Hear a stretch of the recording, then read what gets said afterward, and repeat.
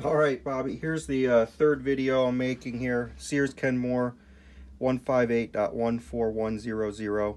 And here we kind of see everything that came together here. Um, so we got the head of the machine over here. This area here is your zigzag controls, which are set down here with these knobs. And you got your reverse. So you got a manual reverse. You have a switch from non-reversing stitches to reversing stitches, and down here is the lever for dropping your feed dogs. So if you're doing quilting, sometimes you want to drop those feed dogs so you can manually feed the cloth through, and that will take those out of the way. This was an area that seized up pretty good. So again, that's going back to the underside. Make sure you don't ignore it. Honestly, I just work them a little bit now and then. I turn them on and off even if I'm not using them, just to keep it all moving. Here's a cameo from the bottom machine here. So this is all that varnished grease I told you I found, and I saw it and it just reminded me that I have to put a gasket in the back in there on the bottom. But this is what the grease did over time, and your oil did its own version of that, which is turning to an adhesive. But that's just what happens to those old non-synthetic lubricants over time. Here we have the power switch. I like to run them with the power a little bit to help me keep stuff moving once I get it free. But what's nice about these mechanical machines is you can switch any of this stuff while it's running. It isn't going to hurt anything. Now, while you're stitching, you might not want to be moving stitches, but this is a good way for me to kind of make sure everything is moving and adjusting and so forth. So the stitch mechanism, I am having some trouble getting all the stitches to work perfectly, and I think it's just a old varnish still in there. I just haven't cleaned it enough to get it out. But if you go to this S stitch, that's basically your straight stitch mode. This is your width from straight, so no zigzag, to 4. And if you leave it in red, that's just a forward stitch. If you switch it to white, it tries to do this white stitch, which I'm not sure what that's supposed to be. Basically because I haven't tried to put a needle on there and chase any thread through it. But if you're just looking for basic zigzag mechanism, leave it on red, leave it in straight stitch, and then just turn the dial from straight up to 4, and you will see that you go from the wider movement to really taking that movement out of there. So that's just playing the equipment at that point.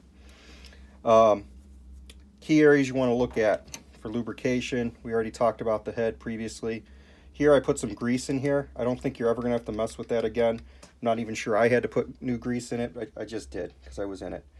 Put some oil here, where these joints move. If you turn the hand wheel and you see where stuff can move, you're going to see more of those little oil wells where you have an opening to drop a drop of oil to hit a shaft. Just make sure you hit all those.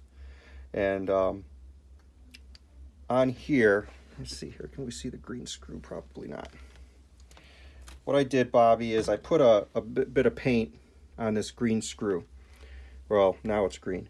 So this screw here basically controls how much movement there is in the zigzag.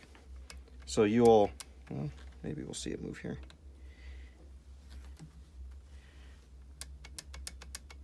What did I do here? This is where I said, like I said, the zigzag is inconsistent. I'm not super happy with it, so I'm going to try to figure out why I was just able to zigzag it without any issue, and now it doesn't want to move freely. There we go. So you see that movement. You can control how much up and down this has by very light screwdriver. You can turn it left or right, and then there's a lock nut down there to help keep the screw in position. So I've got it in this position. It seems to be working okay, but obviously it's not working perfectly. So if you're determined to get some more movement or to play around with it, if you want to understand it better, you can. That's the adjustment, and you're not going to hurt anything. Just keep in mind where it was when you started, and you'll be good to go. So I'll show you the back here real quick while I got that off, because you're probably never going to take that off. You got your belts. It's a 2-belt system.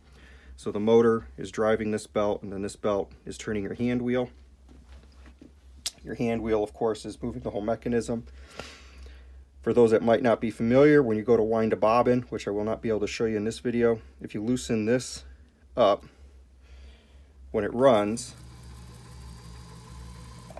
you'll notice that the needle bar is not going to move. If you snug up that knob again, then you've re-engaged your transmission. So just for people unfamiliar with the machines, that's how you can do your bobbin winding. You can disengage the machine there so you're not moving the whole thing. Not a lot to think about on the belt side. Your tension is going to be determined by how that motor is bolted into there, but it really, I slid it down, I tightened it up, I have tension. If for some reason it's slipping, so when you're using it under load, then we might have to look at tension on this and put a little bit more on it, but I think where I got it is pretty well adjusted. That's just how you would adjust it. And let's see here. The only other thing I would point out is your thread tension is just make sure you keep that clean. That's another area lint's going to get into. Maybe a drop of oil every now and then and wipe it in there, but really you want that to be mostly dry. Just the oil can help things move through it, and an oily cloth can help you clean it all up. But that's the basics of your machine here. I hope that you find that helpful and that you get many good years out of it, and I enjoyed working on it. So thanks, and we'll talk to you later.